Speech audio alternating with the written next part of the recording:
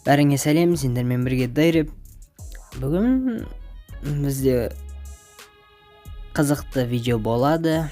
Яғни видеоның аты уже біліп тұрғандарыңыздай, современный адам, яғни 21 ғасырдың адамы қандай болуы тиіс және қандай болуы керек. Мен айтқым келіп отқан жоқ, барлығы осындай болу керек, сен осындай болмасаң, онда сен адам бессің, малсың деп айтқым келіп отқан жоқ. Әр адам өзі шешеді. Қандай болған, қандай не болса да өзі шешеді. Бұл тек менің ойым. Қазіргі әрі қарай айтатын сөздерім, бұл менің ойым. 21 ғасырдың адамы, яғни современный адам қандай болуы тиіс. Ең бірінші ол расист болмау керек. Яғни афроамериканецтерді, или просто терісі қара адамдарды негр деп или сен қарасың деп мазақтамау керек. Бұл расизм болмау керек. Және ЛГБТ-ні жамандамау керек. ЛГБТ-ні уже білетін шығарсыздар, білмесеңіздер просто Google-дан қарап көріңіздер. Оларды жамандамау керек. Себебі олар оған кедергі келтіріп жатқан жоқ, сен де оларға кедергі келтірмеуің керек. Себебі әр адам өзі біледі, қандай адам болса да, қандай ориентацияны таңдағанын әр адам өзі біледі. Сен оларды мазақтамауың тиіс. Және келесі, сен быдлы болмауың керек, наглый адам болмауың керек. Быдлы деген, енді бұл түк қатысы жоқ келіп адамдар, балдарды ұрып, или оның вкусын, яғни унизить етіп, сен не жақсы көресің десе, адам айтады, мен мынандай спорт жақсы көрем, мынандай киноны жақсы көрем десе, ой, ол шамана қалай қарайсың, ол вообще говно ғой, несін қарайсың оны деп сөйтіп мазақтайды. Яғни ондай быдлы болмау керек. Мен көріп жүрмін қазір барлық адамдар емес, енді көбісі сондай басқалардың не жақсы көретін, не жақсы көрсе соны төмендетеді да мазақтайды. Сосын адам ренжіп қалады да, енді оның қызығушылығын тастап кетеді. Бұл дұрыс емес. Келесі, бұл сен өзіңді ойлауың керек және өзіңе жауап беруің керек тек қана. Яғни сен біреу үшін жауап беріп, біреуді міндетті түрде қорғап, ол сен обязательно емес саған, сен тек өзіңнің таңдауың ол.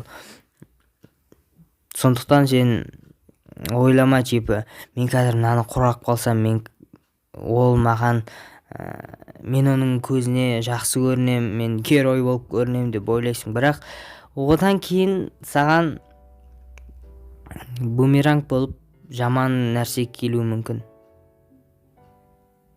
Сонда ойлап қой. Яғни біреудің ісіне, араласпа. Тағы біреуі, сен не істесең де өзің білесің. Не істесең де өзің білесің. Сен қазір менің сөздерімді тыңдамауыңа да болады. Себебі сен өзің білесің, бұл сенің өмірің. Сенде итак аз уақыт қалды, сондықтан не істегің келеді, соны жаса. Және тағы бір ескертіп кететін жайтым, басқалар да өзі біледі. Сен оларға көп ақыл айта берме, басқалар да өзі біледі, олардың өмірі. Сен оларға былай жүр, құрсын мына киім жаман-ақ, басқаша кейін, мынау саған жараспай тұр, деп үйтіп төмендете берме. Себебі ол өзінің өмірі, ол не кисе де, не жесе де, не ішсе де өзі біледі, оның өзінің таңдауы. Сондықтан өзіңмен өзің жүруің керек. Және тағы да бір айтатыным, бұл көп жағдайда саған игнор жасау керек болады. Себебі яғни отсталый адамдар, мен айтқан затқа вообще қарсы жасайтын адамдар, қалып қойған ғой олар бұрынғы заманда. Олар обязательно саған уже тиісіп бастайды. Және сен көп тиістік дегенде сөзбен тиісіп бастайды. Ал сөз деген не ол? Сөзбен сен ештеңе дәлелдей алмайсың. Сондықтан бұл сөздерге игнор жаса, яғни просто игнор жасап кете бер, или просто прикол ұста.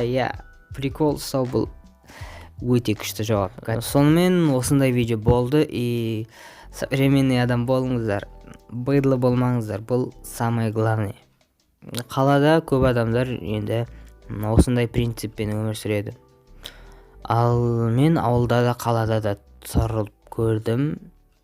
Ауылда көп жыл болдым, қалада да көп болдым, бірақ шамалы ауылдан гөрі аздау. Ауылда басқаша өмір сүреді, вообще. Басқаша өмір сүреді дегенде ойлары басқаша ауылда. И все, осымен видео аяқталды. Современный болыңыздар, бірақ бұл сіздердің выборларыңыз. Сіздер бәрін өздеріңіз білесіздер.